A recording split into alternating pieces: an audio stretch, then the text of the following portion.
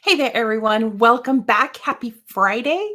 I'm so glad you chose to spend a few minutes of your day with me here today. And we are continuing on in our third piece of a four-part series. We've been talking about why prospective members won't join and what you can do about it. If you have been following along, you'll know that in week 1, we talked about the deterioration of value that happens for a lot of organizations when they're being overly generous with their prospective members, when they are allowing prospective members to really engage in the benefits of the organization without having to take the action that is required to become a member. So that was week 1. Last week, we talked about the kind of the Febreze effect, where it's been a while since you have revisited your offerings and you've had the same sort of structure and benefits for so long that your prospective members have gone offer blind to it. And that is a big problem for organizations that have been around for a while.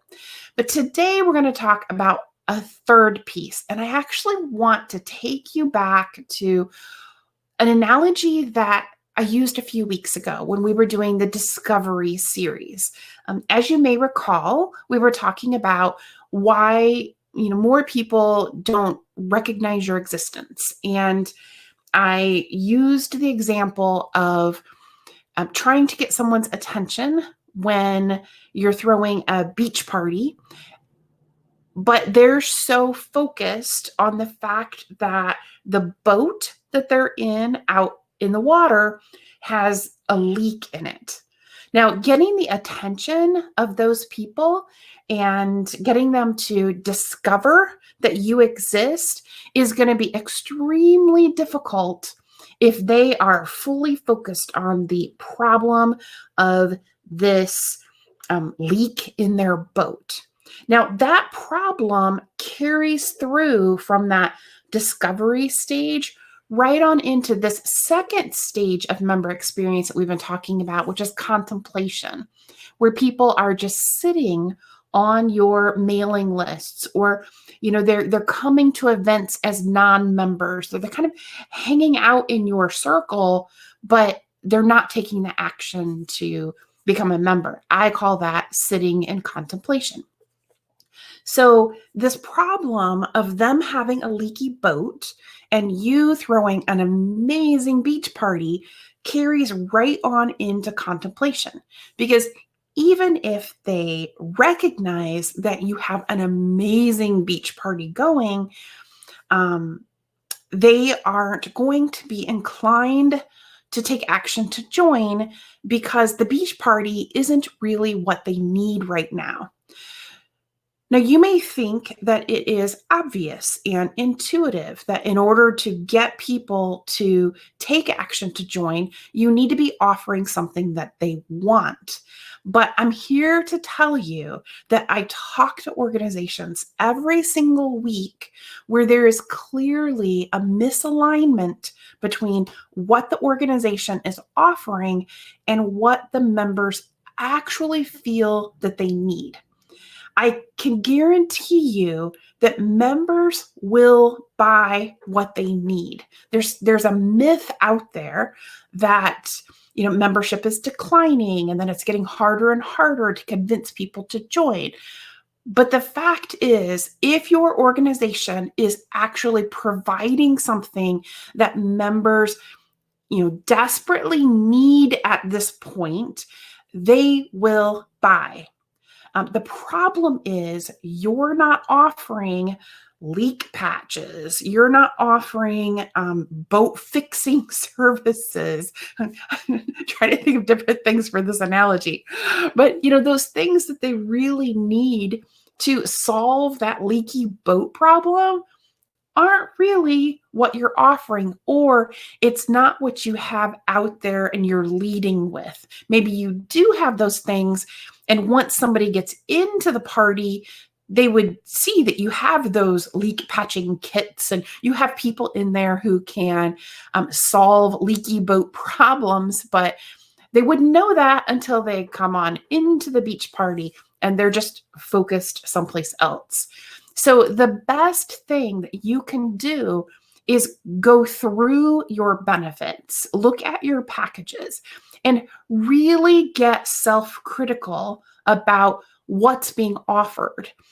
Look at what current members are taking advantage of the most. What are the most popular pieces of the offers?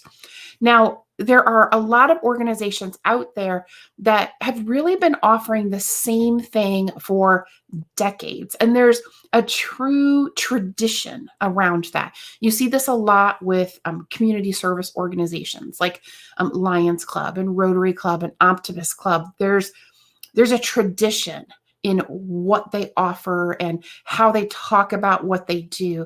And those traditions can, in many times, do you a disservice in terms of, getting people to join, because people think that they know what you do and they don't see how it is relevant to their lives.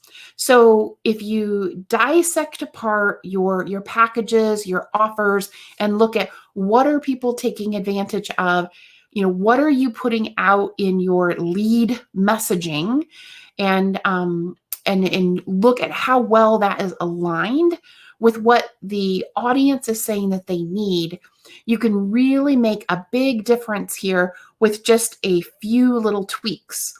Now, with that being said, getting some outside perspective on that can be super valuable, because a lot of times we are too close to what we do to see what is sometimes obvious to someone else who's looking at it from the outside.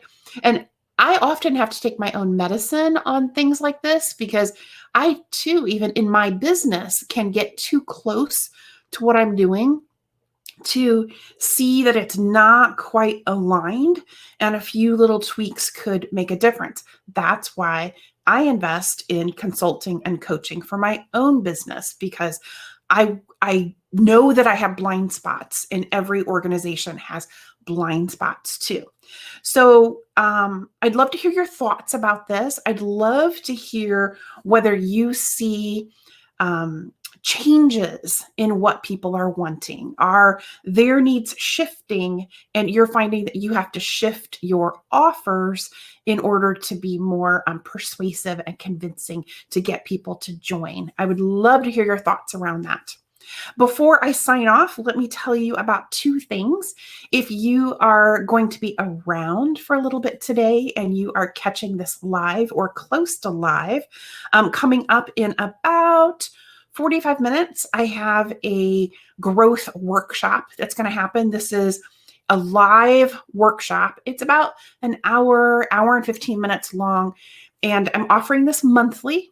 And in the workshop, we actually walk through a 3-step growth process that you can use to plan for growth for any type of organization. So if you're free, you want to come to that, come on in. It's a great idea if you have done the growth scorecard beforehand, but that's not necessarily mandatory. It just makes it more relevant. You can get the scorecard at joyofmembership.com/scorecard. That will take you directly to the download page. So download that. Come on, join us at the workshop. And if you can't make it this time, that's a-okay. There will be a recording made available for people who do register, and I'll offer it again in the future. So if you miss it this time, maybe you can catch it next month. The other thing that I wanted to mention is that if you have friends or colleagues who do not run memberships, but they are interested in the concepts of growth and attracting their ideal stakeholders to their mission, if they're interested in how to attract more funding to their organization. But again, they aren't membership focused. I have a new service line that is specifically for nonprofits and social entrepreneurs called Mission and Magnetism. And I would love it if you could share that with your colleagues. It's missionandmagnetism.com. And you will see more things coming out related to that in the future. But for now, the website is up. I'll be exhibiting at a few nonprofit events this year and hopefully making some great connections there. So check it out. As usual, I will continue to provide you great content here with the Member Experience Advantage and through my core website, which is thejoyofmembership.com. And I am looking forward to connecting with you wherever it makes sense to do so. That's all for this week. Have a great rest of your Friday. If you're here with me live, if you're watching the replay, have a great day, the rest of your day, whenever you're catching this. So I will see you same time, same place next week.